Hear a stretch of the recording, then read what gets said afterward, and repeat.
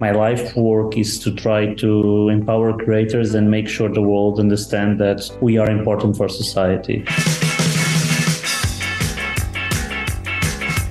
André Luiz nasceu em Setúbal, em junho de 81, dia de São João.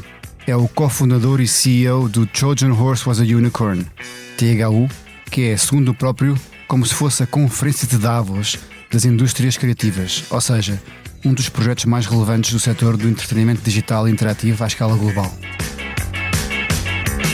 Eu sou o Francisco Pedro Balsemão e este é o Geração 80, um podcast onde falo com a elite da década em que eu nasci para provar como os anos 80 deram ao mundo a melhor colheita de sempre, apesar dos bigodes, dos chumaços e das permanentes. Venha comigo neste regresso ao futuro da geração dos livros ambiciosos e sonhadores.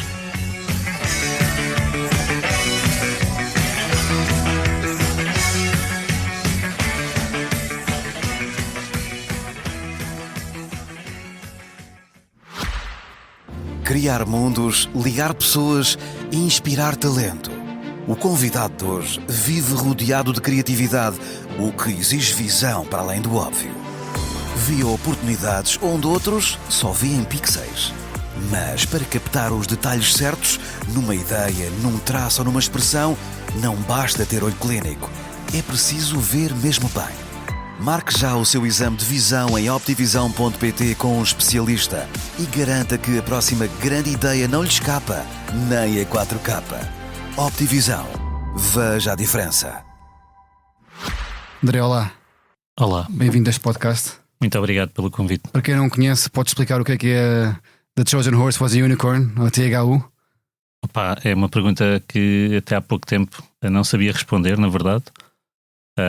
Hoje diria que somos tipo a Unesco privada das indústrias criativas.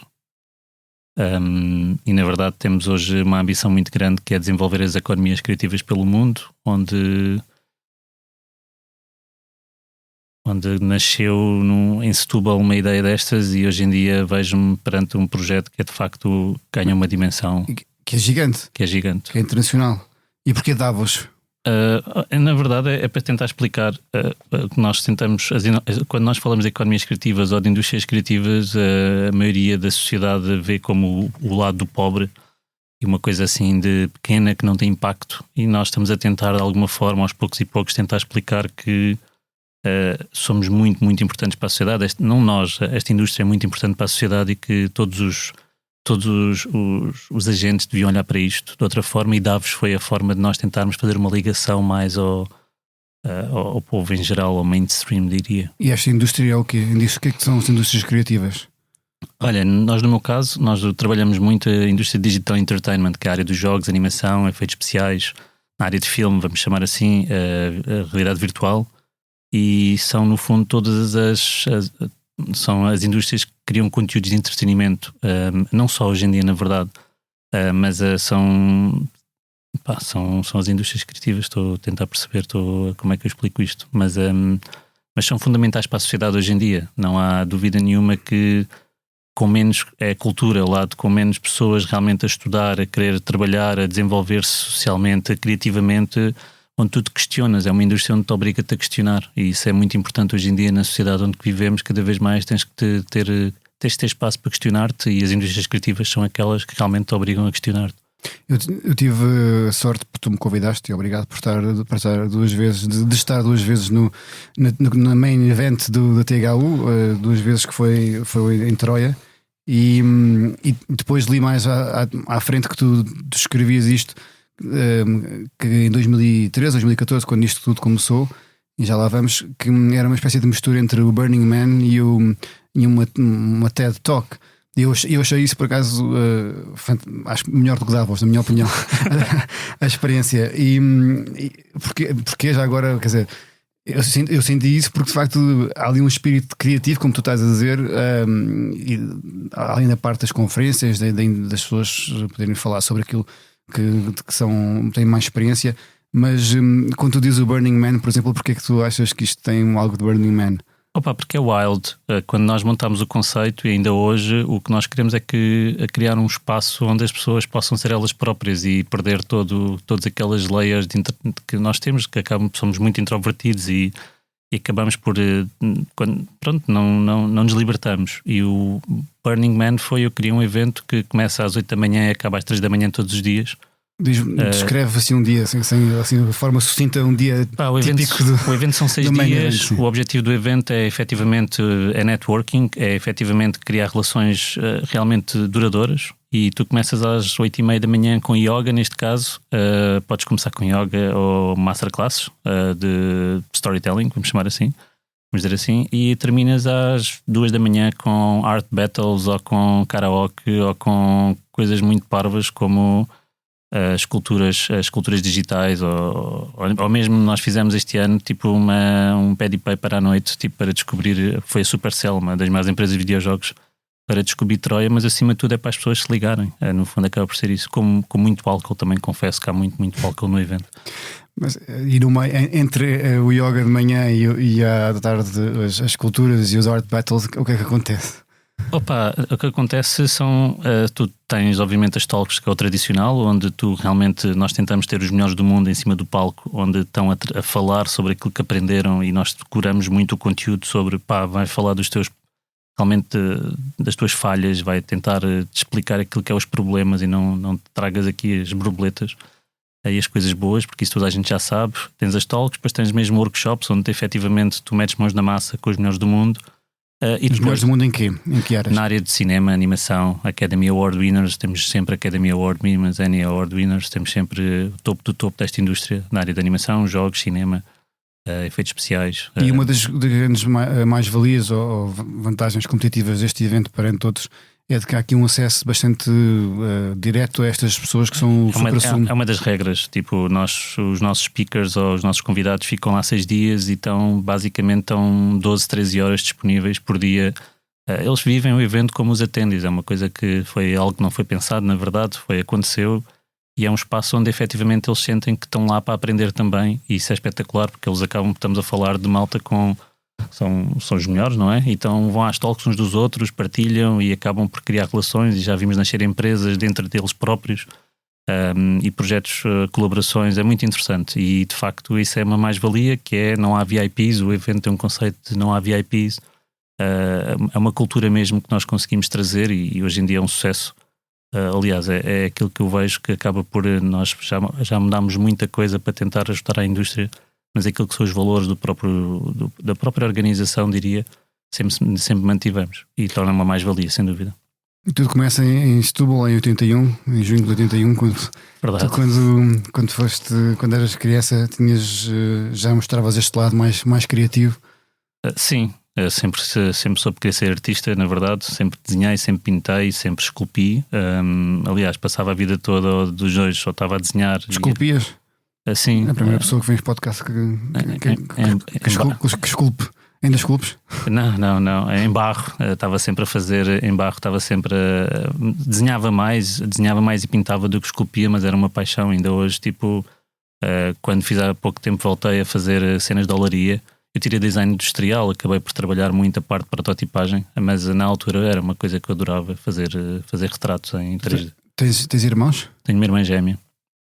E essa ligação é uma ligação daquelas típicas entre irmãos gêmeos? Vocês não, somos completamente o oposto em todos os níveis, todos os níveis, nada a ver mesmo. A tua irmã não é criativa? Não, é muito racional, diria. É uma criativa diferente, mas nunca desenhar e pintar nunca foi a praia dela. É tipo yin yang? Sim, completamente. É um equilíbrio? Sim, olha, que nunca tinha pensado nisso, mas sim, podemos dizer que sim. E os teus pais, como é que... Qual é que era a relação que tinhas com os teus pais nesta parte da criatividade? Eles sempre fomentaram muito esse teu lado mais criativo? A minha mãe sim, o meu pai confesso que não. Na verdade, quando eu disse ao meu pai que ia estudar artes, foi um grande gosto lá em casa. Meu pai, tivemos realmente, foi a primeira grande discussão que nós tivemos, foi quando ele achava que eu estava a destruir a minha vida. Na altura a minha mãe sempre me apoiou nesse sentido, o meu pai apoiou-me em quase todos os sentidos, menos neste. Na verdade também não quero estar a dizer o contrário. Mas sim, a minha mãe pintava e também foi uma paixão que ela tinha, mas as coisas acabaram por ser naturais. Eu só acho que sou o primeiro. O meu avô era designer e talvez possa dizer que veio daí, mas Teu avô? meu avô. Também era mais raro se calhar naquela altura. Sim, ele faleceu quando eu tinha 3 anos, portanto as memórias que eu tenho foi a minha mãe que partilhava comigo, mas se eu tiver que ir buscar, de onde é que isso vem? Meu avô, efetivamente meu avô materno já desenhava, era desenhador, e lembro-me que no sítio onde nós vivíamos, que era as Pontes, foi ele que tinha feito o logotipo da parte desportiva, da associação desportiva, e lembro-me que aquilo ficou na minha cabeça e de alguma forma foi, sei lá, eu nunca tinha pensado nisto na verdade, agora que eu estou... Este podcast serve para uma introspeção. E tu na escola, andaste na escola onde? Sempre em Setúbal. Sempre fui em Setúbal. A escola no início foi uma escola privada porque a minha mãe queria que nós trabalhássemos com as artes, e a escola Luísa Todi e Setúbal permitia-nos trabalhar com a música, na verdade. A tua mãe fazia carreira também na parte de... Não. Minha mãe nunca não fez carreira, mas sempre teve essa visão mais artística. Sim. Mais artística, e sabia a importância. Meu pai, empresário, é um gajo incrível, tipo empresário, e teve com uma enorme resiliência que acabou também por marcar a minha carreira. A resiliência vem dele, mas é um empresário na altura da construção civil e depois dos recursos humanos, e a minha mãe acabou por acompanhar, a suportar a família e a fazendo os seus projetos, mas foi mais sempre um foco, era a família, e acabou por se dedicar à família. Tu eras bom aluno? Depende do ponto de vista. Eu era daqueles... do professor, do ponto de vista do professor. Eu era muito bom em história, por exemplo, ou desenho, vamos chamar na altura educação visual, e depois era mediano em tudo o resto, porque eu também não ia às aulas ou não estudava. Era uma criança e um adolescente péssimo para a minha mãe, na verdade, coitada. Porque por seres muito... Eras traquinas? Era lixado. Foi complicado, foi mesmo muito complicado. Mas porque precisas à noite, quando não devia ir à noite? Basicamente eu nunca estudei. Na verdade era... Pronto, a minha mãe está sempre a gozar comigo. A partir do 10º ano eu não levava mochila a secar, eu levava uma folha ou 2 folhas e escrevia, tinha sempre os meus bolchetes de folhas, e era assim que eu ia para as aulas. Nunca comprei livros, não. A partir do 10º ano não tinha livros escolares, não acreditava, nem cadernos escolares eu tinha, o que é de uma loucura, não é? Tipo, mas pronto, fiz o secundário assim e acabei até com boas notas, na verdade. E depois faz uma licenciatura em design industrial e gestão do marketing. Isso foi onde? Fiz no IAD, design industrial. Na altura a escolha do IAD foi no 10º ano qual era a melhor escola de design na altura, e de facto o IAD era a primeira linha. Depois acabei por escolher design industrial porque era a única licenciatura que me podia trabalhar com 3D, e eu tinha o sonho de ser animador na Disney. Então acabei por escolher... Ainda tens esse sonho? Não, não, nem pensar. Nunca. Não, agora que não sei onde é que eu estava com a cabeça, mas acabei por seguir design industrial por 3D, e acabei por nunca sequer ter carreira na área de 3D, nem nunca exerci design industrial. Depois o marketing foi uma pós-graduação que veio por um acaso, quando eu ganhei as eleições e fui no Vitória de Setúbal. De repente eu dei por mim, era diretor de marketing do Vitória de Setúbal sem saber nada de marketing, e a primeira coisa que fiz foi, caramba, embora eu tivesse noções de marketing, fui tirar a pós-graduação de marketing, e a partir daí pronto, a minha carreira também mudou.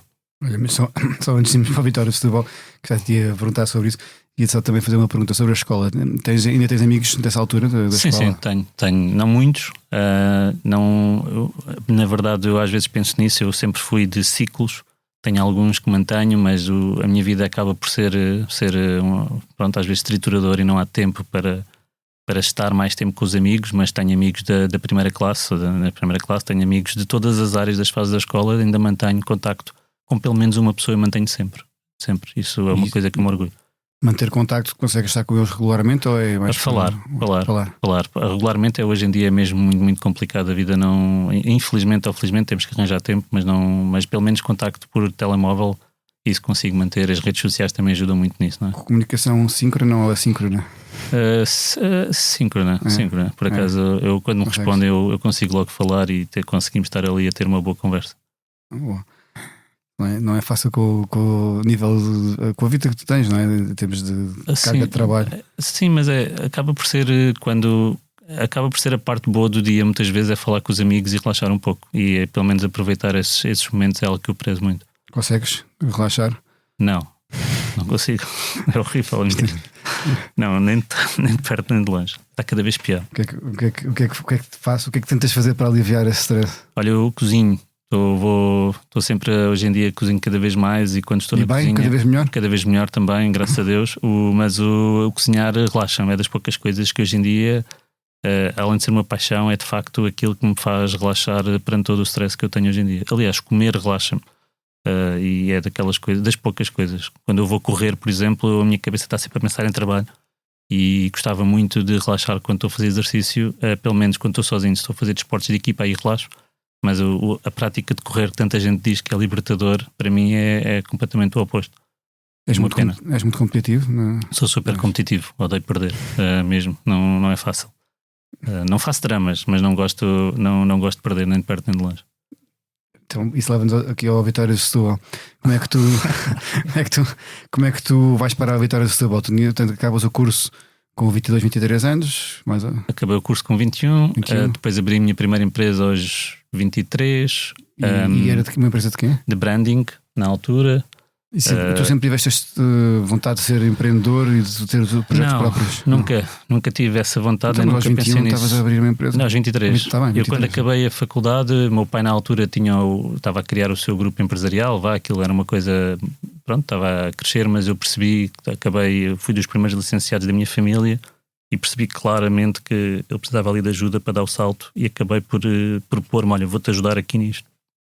E aquilo que era suposto ser 3 a 6 meses foi 2 anos onde eu aprendi imenso sobre... Ele deu-me essa possibilidade, foi ali um playground onde eu de facto aprendi a desenvolver marcas e ajudei de facto o negócio da familiar a crescer e a tornar-se algo diferente do que era até à altura. Depois do bom trabalho que eu estava a fazer, eu montei uma equipa, foi a primeira vez que montei uma equipa, comecei a ter pedidos e aí percebi que, olha, aqui uma oportunidade, vou abrir uma empresa, vou ter o meu caminho, porque eu também não queria estar ligado ao meu pai. Eu era das poucas pessoas que não trabalhava para o meu pai e era uma coisa que... Das poucas pessoas como? Da família. A da família era sempre o meu pai que dava emprego praticamente... Havia tios, primos? Primos, quase toda a gente da família, havia esse legacy e eu também era conhecido, era o filho do Sr. Mira, vamos chamar assim. A certa altura aquilo também massacrava-me o cérebro, porque parece que nós não tínhamos valor, eu não tinha valor e acabei por, de facto, depois acabou por seguir o meu caminho, criei a empresa foi à falência, by the way, não teve sucesso, não foi por aí. E o teu pai, como é que reagiu a isso? Os meus pais foram sempre incríveis, eles só souberam que eu tive, quando eu fui à falência a primeira vez, eles só souberam dos problemas 2 anos depois. Eu tentei fugir ao máximo e quando eles souberam, e desde sempre, estão sempre lá na primeira linha para apoiar, tenho uma família incrível nesse sentido. E é de facto onde estou também porque tenho uma estrutura familiar que me permite, nos momentos maus, estão sempre lá para dar a força. O Vitória de Setúbal desculpa, mas então continuas a ter essa relação muito forte com a tua família? Super. Vais lá almoçar ao fim de semana? Sou completamente, sou menino da mamã ainda, com 43 anos, vamos chamar assim. Isso é ótimo. E vou e prezo muito a minha família, já houve altos e baixos como qualquer família, mas eu sou completamente agradecido e realmente tenho muita sorte, sei que tenho muita sorte. E é uma coisa muito boa. Prezo muito e tento passar isso aos meus filhos também. Os filhos que idade têm? Têm 6 e 7 anos de idade. Vão fazer 7 e 8 agora, na verdade, em junho. Então, a Vitória de Setúbal, a tua empresa faliu e depois acabas por... A empresa não faliu na altura, a empresa faliu por causa do Vitória de Setúbal, na verdade. Fora de brincadeiras. Foi basicamente eu depois... eu sempre fui apaixonado por Vitória de Setúbal, lembro-me desde sempre o Vitória de Setúbal está enraizado, eu sou sócio desde os 3 anos, 4 anos. Os meus filhos são sócios desde que eles nasceram, é uma doença, nós dizemos lá em casa que é uma doença. Não tenho outro clube, é aquele clube e depois na altura... Eu acabei por ser convidado para uma lista. Eu sei hoje que eles, quando me convidaram, foi a pensar no meu pai, que o meu pai tinha algumas condições financeiras. Eles pensavam: olha, vou levar o mais novo e consigo o pai, e consigo o pai. Enganaram-se, depois acabaram. Aquilo começou a desenrolar e acabaram por ficar comigo. Eu ajudei bastante e aí tive tive impacto a ganhar as eleições, desenvolvi toda a estratégia das eleições e depois fiquei. Como dirigente? Como dirigente. Eram os dirigentes mais novos Ainda hoje sou dos mais novos da Primeira Liga e foi o meu MBA. Foi horrível e muito bom ao mesmo tempo. Eu tinha 25 anos. O que é que foi muito bom para começar pela parte positiva? Realmente foi a evolução de estares a lidar com estás a lidar com um tipo de pessoas. Eu era muito novo. Eu lembro-me na altura, quando eu fui à primeira reunião da Liga, ainda com o Valentim Loureiro e com o Pinta Costa, e o Pinta Costa virou-se na altura para o Luís Varela, que entretanto já faleceu: olha, trouxeste o teu neto. E ele, não, isto é o dirigente do Vitória de Setúbal. Eles começaram-se a rir. Eu também não sabia onde é que estava, que de repente estava para mim numa reunião da Liga onde eu tinha eu lembro perfeitamente, uma suéte da Diesel branca e amarela, parecia uma cena de prisioneiros, e calças largas, eu usava calças largas, agora está a voltar na moda outra vez. E eles todos, eu não sabia onde é que eu ia, tipo, foi uma experiência incrível onde aprendi imenso. Tu tinhas qual é que era o teu pelouro?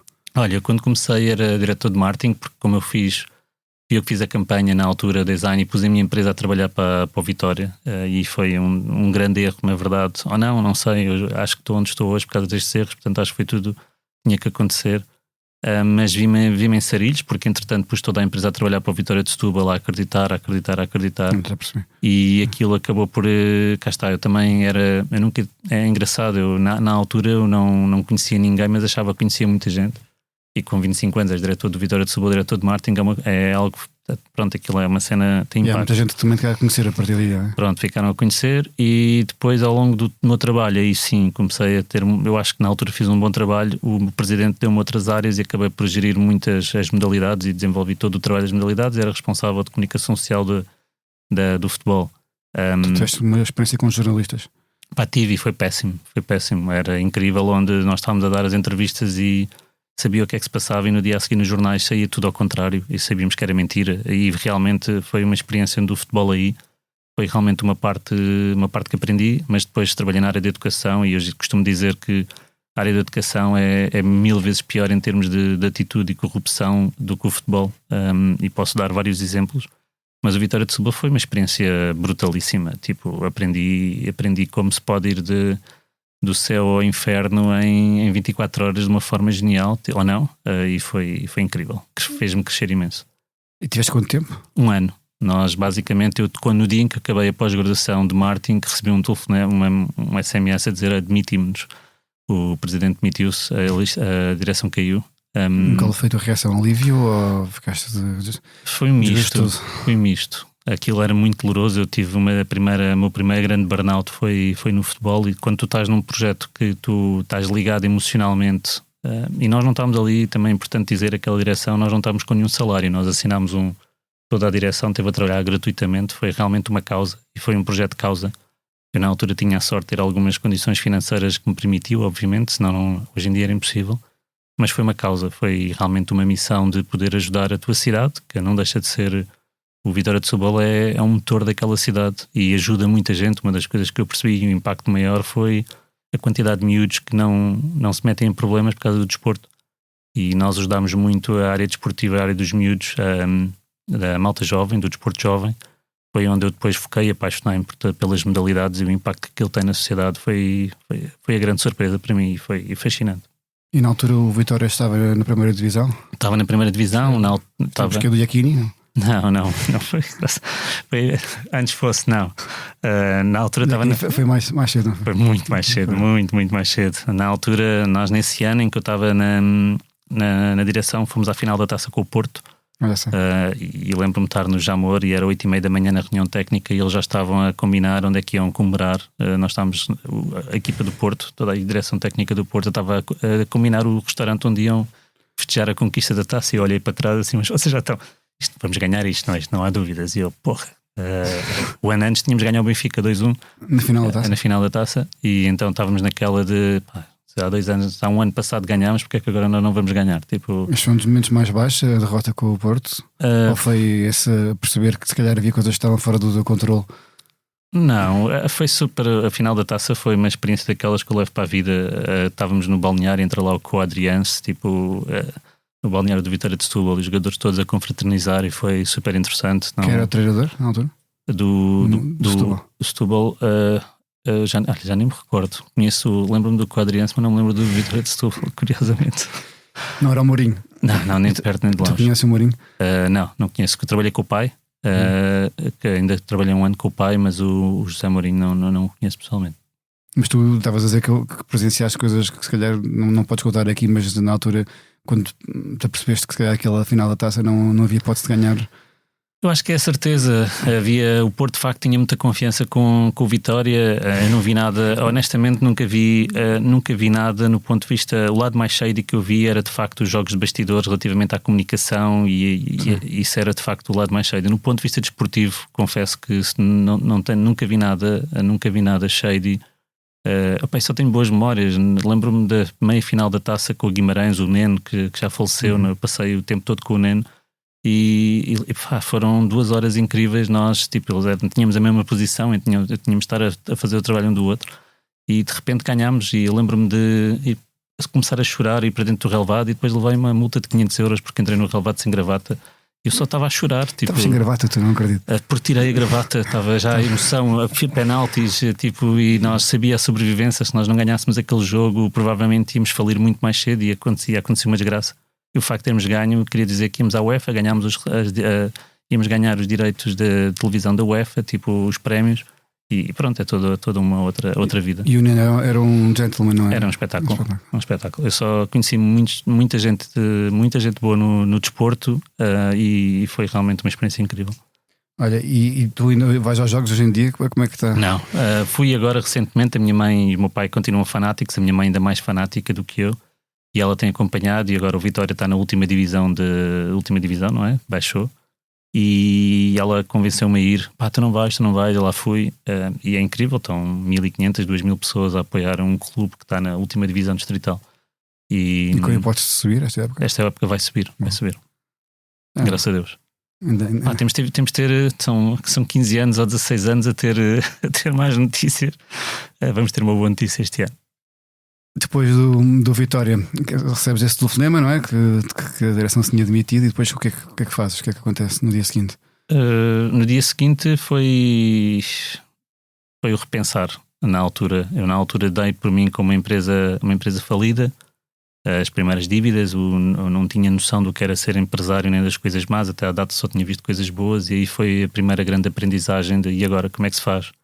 Quando tu tens 26, 27 anos e já tens 26 anos e acabas por ter um projeto falhado que era o Vitória de Setúbal, não é? Porque acabou por ser um projeto falhado, de certa forma, e porque eu fiz muitos erros também no Vitória de Setúbal, aprendi imenso, atenção, fiz coisas boas, mas hoje em dia quando olho para trás foi caramba, mas também com 26 anos a ingenuidade é muito grande. Há um meu amigo japonês, o Shuzo, diz sempre que o meu maior segredo é ser muito ingênuo e a minha maior força é a ingenuidade. Mas na altura, olhando para trás, era como é que eu pensei que aquilo ia ser possível de conseguir atingir aqueles objetivos. Mas terminei a Vitória de Setúbal e foi repensar.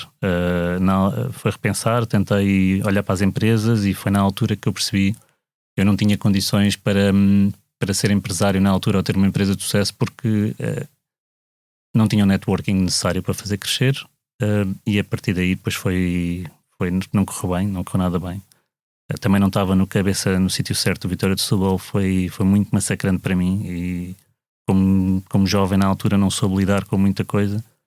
Depois surgiu a oportunidade, dentro do processo também tenho muita sorte, e dentro desta altura tive a oportunidade fui convidado para ser cofundador de uma escola de Computer Graphics em Portugal. Qual é que era? A Odd School. Éramos 14 sócios. E as pessoas não têm noção, mas eu até à data nunca tinha praticamente saído de Setúbal. Fiz a faculdade em Lisboa, mas não conhecia ninguém em Lisboa. E em 2008 dei por mim a ser cofundador de uma escola em Lisboa com 14 sócios. E foi um processo também tramado. Na altura eu lembro-me que tinha as minhas dívidas e começava a lidar com elas. E quando surgiu a oportunidade de investir, eu tive de tomar uma decisão: ou vou efetivamente pagar as dívidas ou vou investir no futuro para pagar as dívidas, que o valor já era muito alto. Acabei por conseguir manter o meu caminho da escola, consegui pagar as dívidas, e foi todo um processo super interessante de conhecer, repensar, e numa nova paixão que sempre foi a educação, onde efetivamente é um vício também. A educação, a cultura e o desporto são os 3 maiores vícios que eu tenho, para o bem e para o mal. Nenhuma delas áreas fáceis.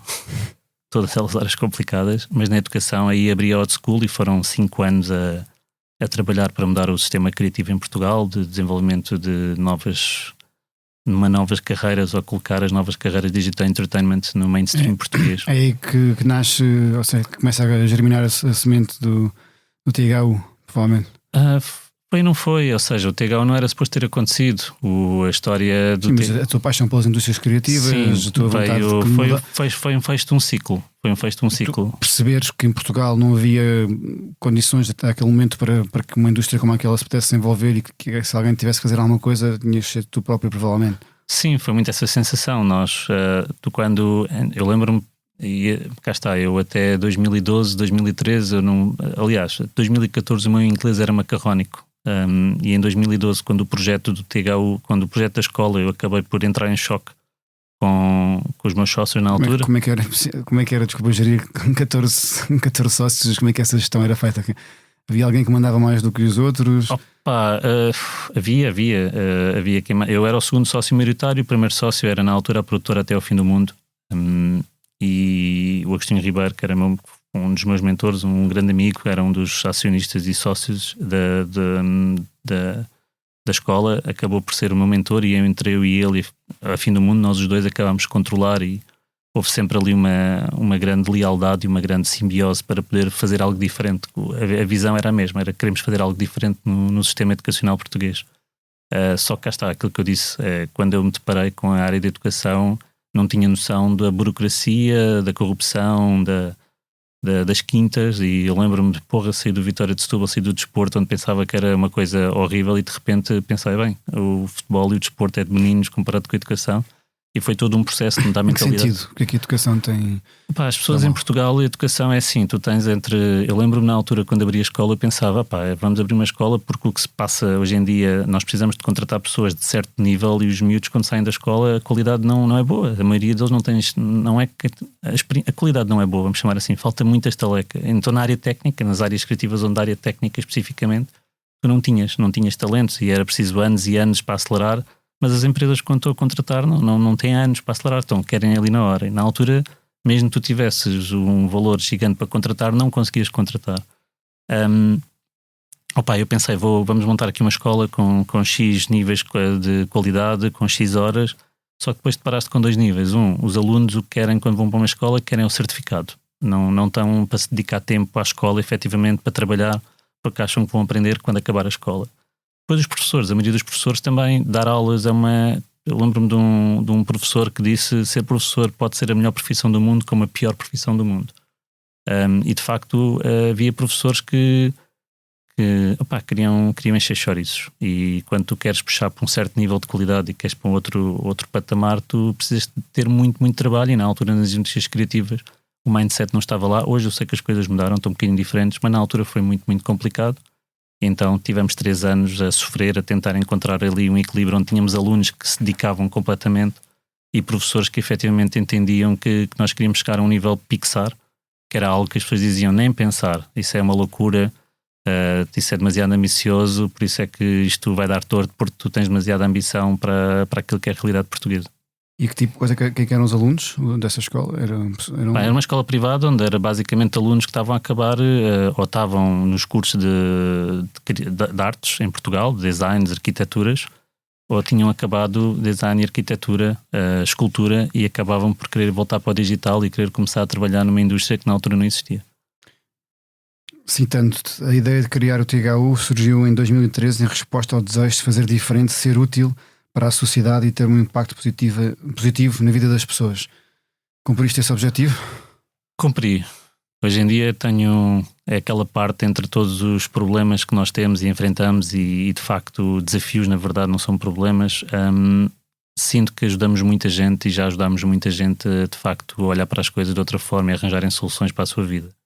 E ao longo destes 12 anos desenvolvemos aqui uma framework que nos permite, estamos no caminho certo para que muita gente consiga pelo menos perceber as regras do jogo sobre como pode ter sucesso numa indústria criativa que é muito, muito complicada. Como é que isto começa? Ou seja, já o nome também é curioso, queres explicar o nome? O nome, cá está, começa quando eu saí da escola e eu entrei em choque com os meus sócios na altura e... Por divergências criativas?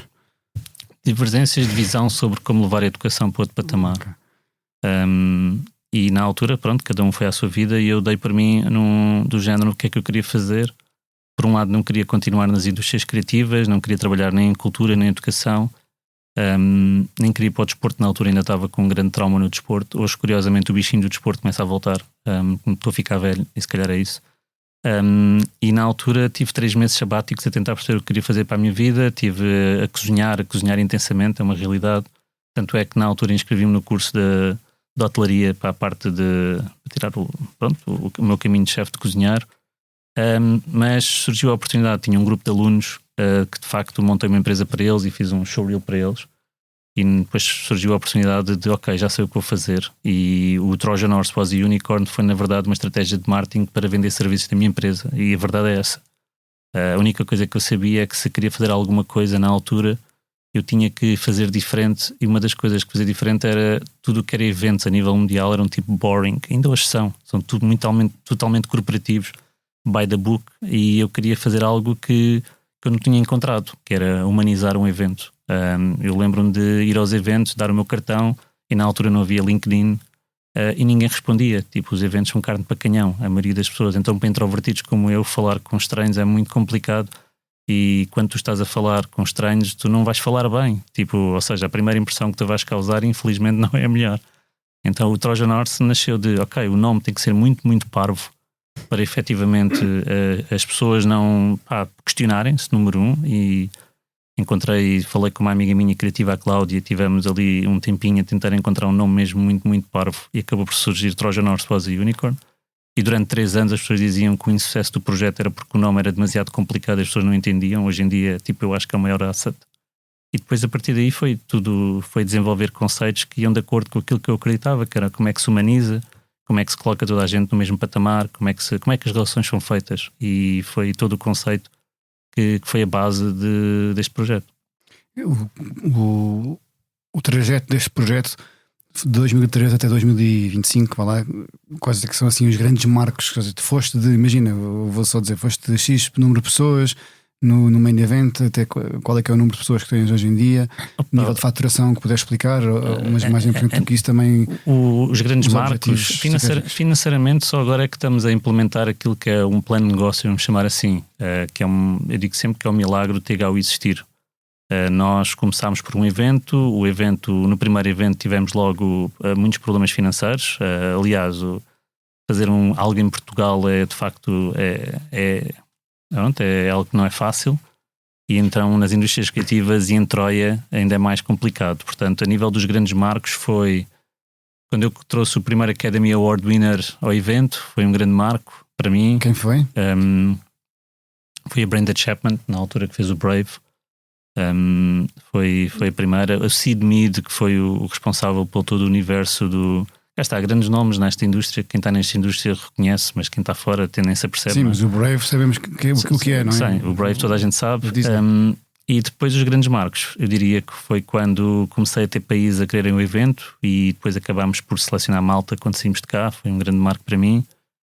Quando a Sony nos chamou, e foi o grande marco, a Sony Japão, a sponsorizarmos e eles passam um dos nossos grandes partners, a Sony Japão. Quando lançámos o evento no Japão, fizemos o bid e tivemos várias cidades a querer, e acabámos por termos neste momento um projeto no Japão com alguma dimensão.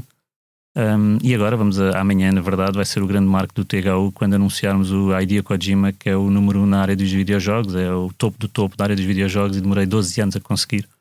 E efetivamente é um... É o quê? O que é que queres explicar? O Kojima é o Guilherme Del Toro, vamos chamar assim, na área dos videojogos.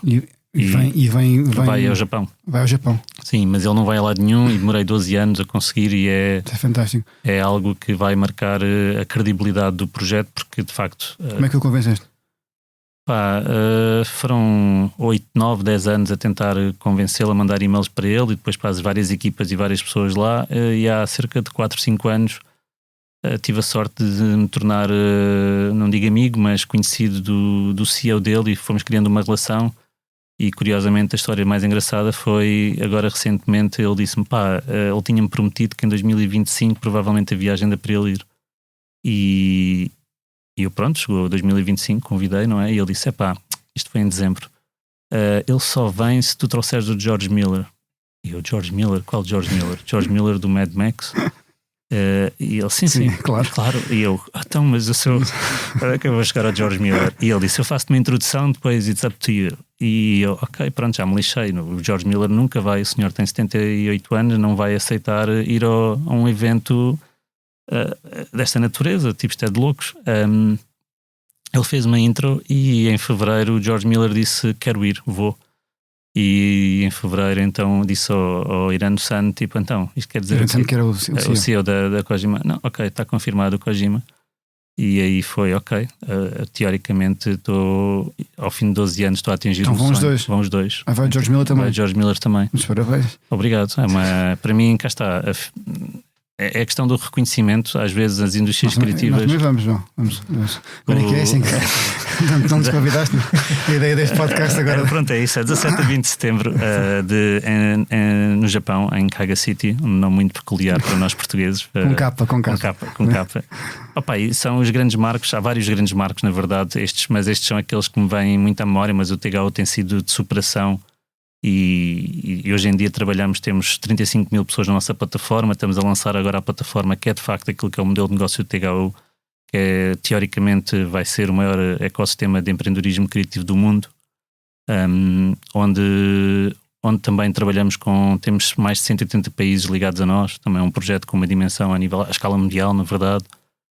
Temos pedidos de vários países para fazer projetos. Estamos a desenvolver agora um projeto nos Estados Unidos, o primeiro grande projeto focado nos Estados Unidos, em Chicago.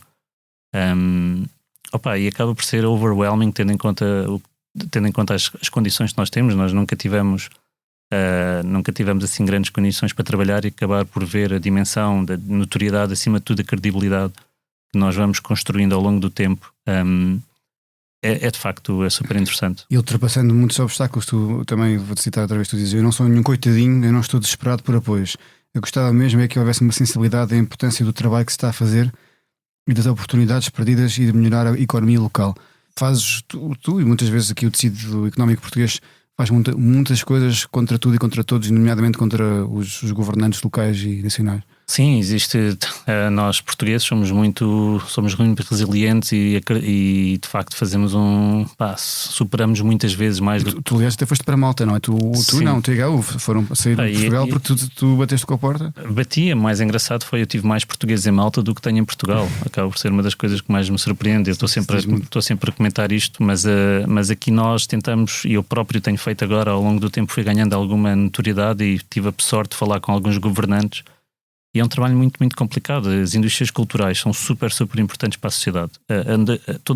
Todos os agentes deviam olhar para isto com pés e cabeça. Tipo, sem cultura, há um crescendo maior da extrema-direita, da extrema-esquerda. Nós precisamos cada vez mais de cultura. E como é que se trabalha a cultura? E a cultura não é o coitadinho. Isso é outra das coisas que se coloca, é que toda a gente acha que a cultura é coitadinho. E o TGAU, de alguma forma, mal ou bem, não sei se a esse nível, mas nós temos mostrado, ao tentar, que estamos nas indústrias criativas, mas temos uma dimensão mundial, conseguimos de Troia para o mundo. E atenção, que eu perdi muitas oportunidades de negócio porque sou casmurro em querer manter o evento fazendo em Portugal, fazer em Troia. Porque Troia, quem é que vai para Troia? Tipo, só os malucos. Tipo, pronto, eu sou de Setúbal, tipo, Troia, cresci em Troia, não é verdade? É onde é a minha praia. E sempre vi, ainda hoje vejo Troia como o sítio perfeito para fazer um projeto como o Trojan Horse Fuzzy Unicorn.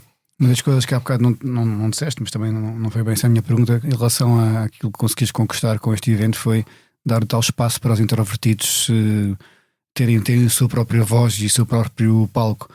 E concordas? Concordo. E talvez tipo, uma das coisas que mais me orgulho é ter um espaço onde aqueles que não têm voz podem ter voz. E sempre vou trabalhar e é sempre o meu foco, é de nunca me esquecer de pessoas como eu, que tenho muita dificuldade em abordar estranhos e falar com estranhos e expor as minhas ideias. Acho sempre que não sou bom o suficiente.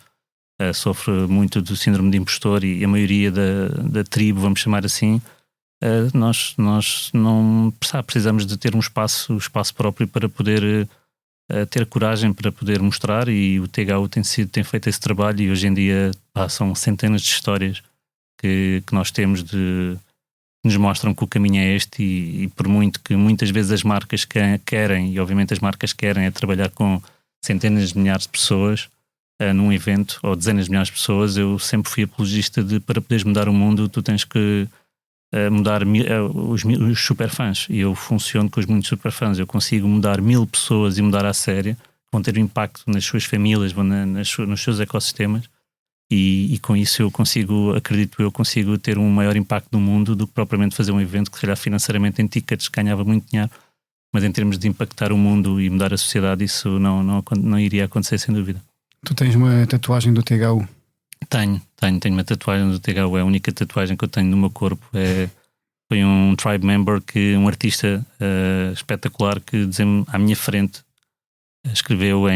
fez o logo do THU em caracteres árabes, e que quer dizer a tribo. E então eu, na altura, disse: ok, posso tatuar isso, e é a única tatuagem à data que eu tenho. Quero ter outras, mas não tenho coragem, não sei o que é de tatuar, e acaba por ser a única. É um projeto que te define ao ponto de teres feito isso. Quer dizer, não é a única razão pela qual isso te define, mas... O THU é uma benção e uma maldição, mas define-me bastante como pessoa. Sou a pessoa que sou hoje para este projeto. Tenho uma família de amigos pelo mundo inteiro, tenho uma riqueza a nível pessoal que era impensável ter. Já visitei o mundo por causa deste projeto. Cresci muito como pessoa, tornei-me melhor pessoa, na verdade, e ajuda-me de facto a ser outro tipo de ser humano que sem este projeto não iria conseguir. Já te ouvi também falar de forma muito transparente, o ano passado, na última edição do THU, sobre também o facto disto te criar um enorme desgaste, e ainda há bocado referiste também que tiveste alguns temas de saúde mental, um burnout também por causa do THU. Que tipo de conselho é que podes dar a alguém que tem o seu projeto próprio, que é um empreendedor, relativamente a este tipo de problema que também nos assola enquanto trabalhadores, empreendedores, sociedade? Eu penso que eu queixo-me, obviamente, não é queixar-me. Eu sou muito transparente com os meus burnouts e, de facto, tenho tentado ao máximo, tendo em conta a dimensão, e sou uma pessoa muito, muito positiva. Aliás, estou aqui porque acabo por ser uma pessoa que acredito que é possível fazer, é possível mudar. Mas a nível do burnout, e falo com muita gente, acho que acima de tudo é termos uma boa estrutura à nossa volta e queremos ouvir. É algo que eu ao início não queria ouvir, e se tivermos uma boa estrutura e quisermos ouvir, a partir daí as coisas são muito mais fáceis, e eu noto isso. Embora eu esteja, de facto, o projeto ganha uma dimensão e acho que todos nós estamos a lidar com uma sociedade que efetivamente não é das mais fáceis e está tudo em mudança. E todos nós estamos a viver com os nossos tempos complicados, mas eu, por exemplo, do meu lado, aquilo que eu vejo e vou aconselhando é termos uma estrutura e a ouvir. E depois, a partir de uma estrutura forte e nós queremos ouvir, torna-se um pouco mais fácil de nós conseguirmos superar. E a verdade é que, a vida é muito curta, temos que aproveitar ao máximo e olhar para as coisas simples. Eu hoje em dia vejo com outros olhos quando tenho um jantar incrível, quando estou efetivamente com o meu grupo de amigos, quando tenho um tempo para mim, quando estou a ver uma boa série, eu acabo por degustar das coisas de outra forma e dou muito mais valor e acabo por levar as coisas para outro patamar, a nível de aproveitar a vida.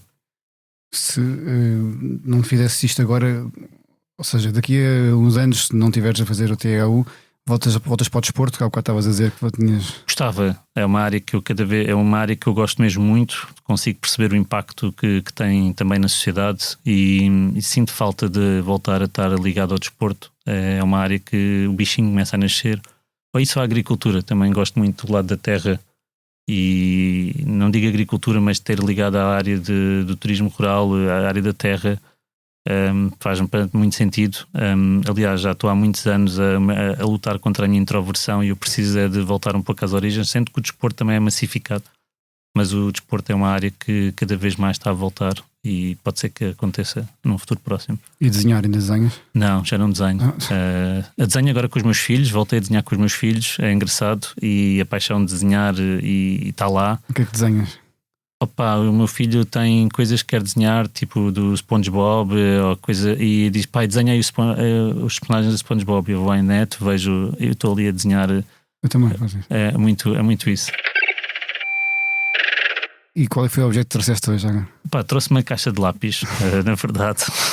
É sempre complicado. Eu tinha a caixa de lápis ou tinha os livros de uma aventura, mas na altura aquilo que me definia, e pensei a nível até eu ter até 90, né? Até 89, 90, que são os anos 80, até aos meus 9 anos, o que é que eu realmente me recordo? Eu lembro-me na altura estava sempre a desenhar e a pintar, portanto é a minha maior memória nesta altura, porque senão era um Game Boy ou uma Mega Drive, eram as duas coisas que eu tinha mais, a Mega Drive então com o FIFA 95, é daquelas memórias que tenho puto, é muito isso. E os teus filhos brincam também com tablets, brincam mais, que fazem coisas também mais jogos, como é que preferes que eles façam uma mistura das duas coisas? Entre aquilo que eu prefiro e aquilo que acontece é uma realidade que todos os pais sofrem, não é? Tipo, eles tenho a sorte do meu filho gostar muito de desenhar e estuda música e então acaba por passar ali bastante tempo a desenhar, mas ele também é muito viciado como todos e é um problema, estamos a tentar lidar dos YouTubes desta vida. A minha filha também, os seus YouTubes, mas felizmente tenho ali acho que tenho ainda algum equilíbrio onde eles de facto desenham bem. Na verdade é uma coisa que eu acho super interessante e passamos algum tempo a desenhar. Se tu pudesses voltar atrás no tempo, que conselho é que tu darias ao André com 8, 9, 10 anos? Eu acho que o maior conselho que dou, seja aos 8, 9 anos, seja aos 18, 20 até aos 25, 26, foi ouvir. Eu achava que era o dono da razão e que sabia tudo e que não ouvia, não os meus pais, não havia ninguém. Sempre fui uma pessoa muito revoltada a pensar que eu era que as pessoas não me entendiam, era uma questão de comunicação, mas eu é que não sabia comunicar. Acho que ali a mudança era eu aprender a comunicar e a ouvir mais para poder comunicar melhor. Acho que é aquilo que ainda hoje tento, será que eu estou a ouvir bem? Será que eu estou a explicar-me bem? E acho que é a grande mudança que eu fazia no André. Porque eu sempre tive uma infância espetacular, eu sempre sou daqueles, sempre fui um sortudão, viajei imenso com os meus pais, sempre fiz toda a loucura com andar de bicicleta, jogar a bola, fiz imenso desporto, estava sempre na rua, tipo, parti a cabeça 11 vezes, foi uma cena literalmente parti a cabeça 11 vezes, 3 vezes na mesma semana, foi super incrível. Os teus pais iam adorar essa tua liberdade. Foi isso. Sou um sortudo.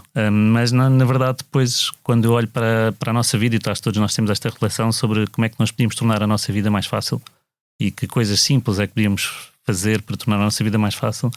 Há imensas decisões na minha vida que se eu tivesse ouvido ou pensado de outra forma ou comunicado de outra forma, a minha vida podia ter sido diferente. Não digo melhor ou pior, mas podia ter sido mais fácil, vamos chamar assim. Eu acho que escolho sempre os caminhos mais complicados da minha vida e sou um masoquista nesse nível completamente. É um bom conselho para se dar a alguém. Não, nem sempre escolher os caminhos mais difíceis. André, porque é que a nossa geração de 80 é a melhor de todas?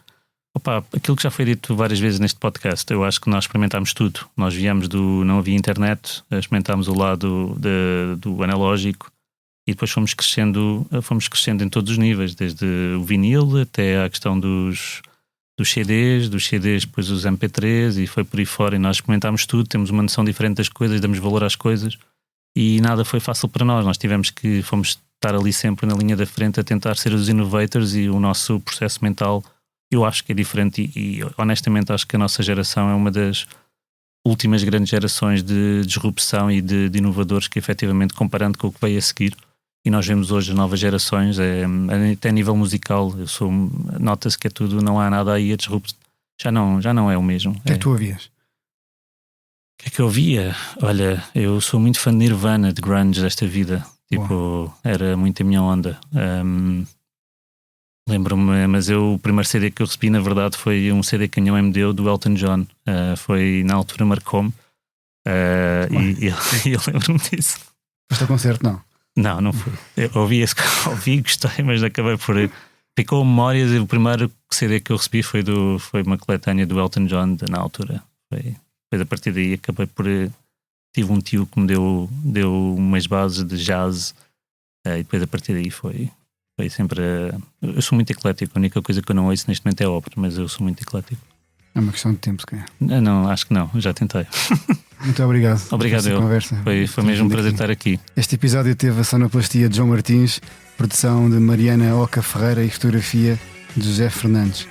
O grafismo da capa é de João Carlos Santos e a edição vídeo de Ana Isabel Pinto, com coordenação de Joana Beleza e direção de Bernardo Ferrão.